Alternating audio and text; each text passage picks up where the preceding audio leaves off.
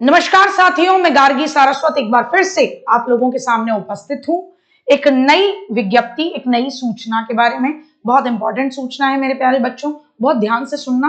बहुत reputed institution है भारत का AEES यानी एटॉमिक एनर्जी एजुकेशन सोसाइटी। तो यहाँ पर अगर आप जॉब करते हैं तो आप यकीन मानिए कि आप एक तो जो सेंट्रल गवर्नमेंट के नॉर्म्स होते हैं उनके अकॉर्डिंग जॉब आपको मिलेगी। आपका अपलिफ्टमेंट भी बहुत अच्छा होता है, रेजिडेंशियल स्कूल्स होते हैं, आप इतना ग्रूम करते हो ना अपने आप को जबरदस्त तरीके से।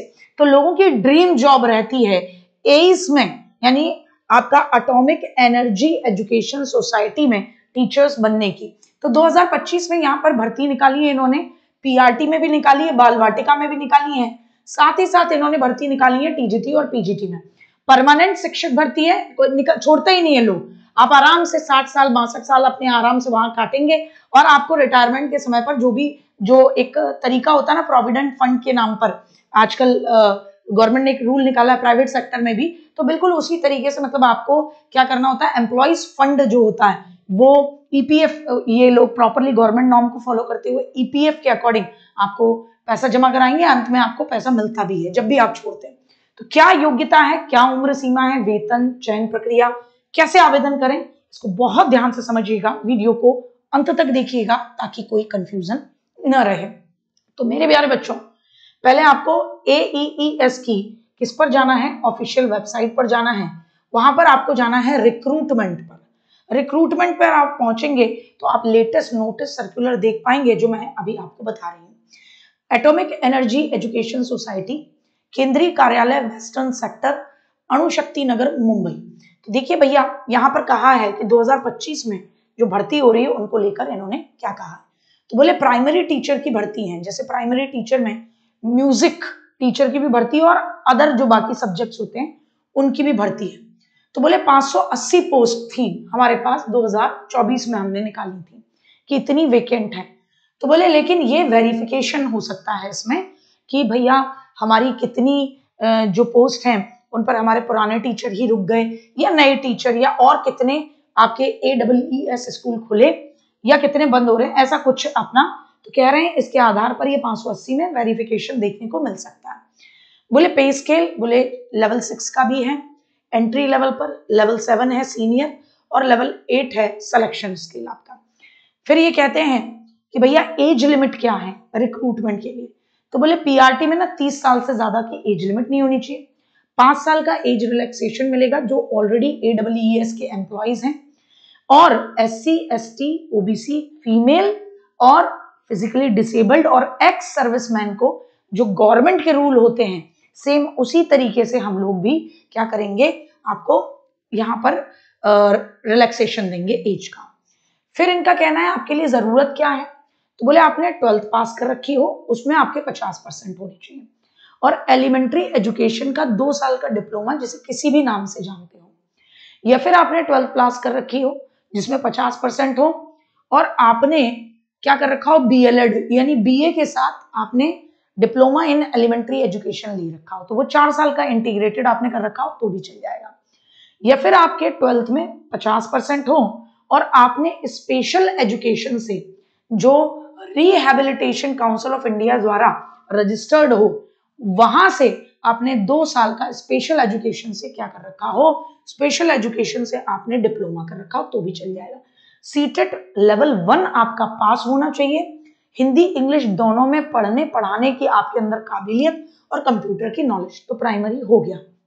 अब बाल वाटिका की भी निकली है, तो बोले भैया 55 पोस्ट हैं, वो भी बदल सकती हैं सिचुएशन के हिसाब से। एज 30 साल से ज्यादा नहीं, वही एज रिलैक्सेशन की जो AEES का एम्प्लॉई है उसको 5 साल का, बाकी SC ST OBC physically disabled female को समय समय पर जो सेंट्रल गवर्नमेंट के नॉर्म्स होते हैं उसके अकॉर्डिंग इनको रिजर्वेशन। क्या चाहिए, 12th में 50% होनी चाहिए आपके पास में, 12th में 50%, और इंग्लिश होनी चाहिए आपके पास 12th में होनी चाहिए।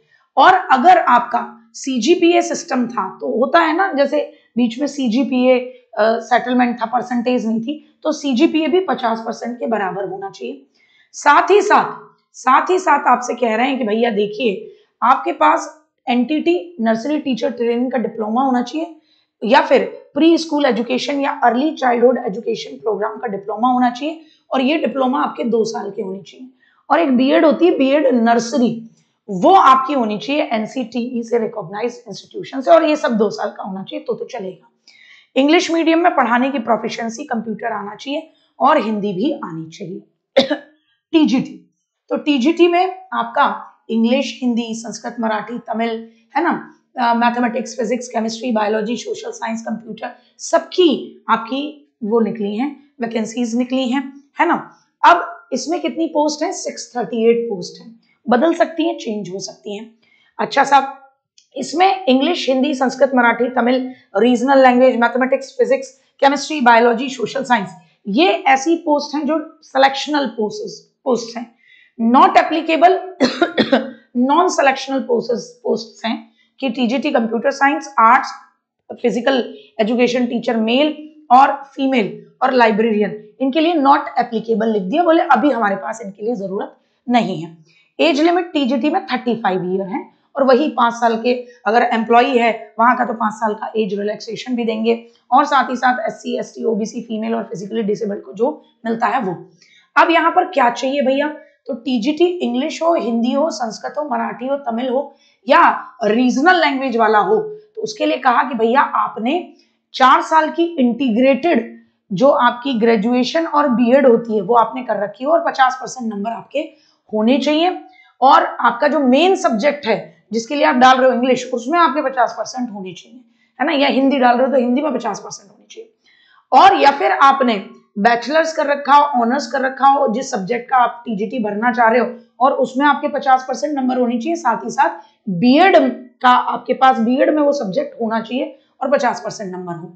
यहाँ कह रहे हैं कि भैया देखिए आपके पास, यहाँ साफ कह रहे हैं कि भैया देखिए अगर आपके ग्रेजुएशन में 50% नंबर हैं, और अगर आपने 1 साल की बीएड कर रखी है स्पेशल एजुकेशन से, 50% आपके बीएड में भी हैं, तो भी आप फॉर्म भर सकते हैं टीजीटी के लिए, है ना। तो क्या कह रहे हैं, आपके पास आपका मेन सब्जेक्ट जो था, आपका जो मेन सब्जेक्ट था उसमें भी आपके 50% मार्क्स हैं, और 1 साल की स्पेशल बीएड कर रखी है स्पेशल एजुकेशन से, तो भी भर दो।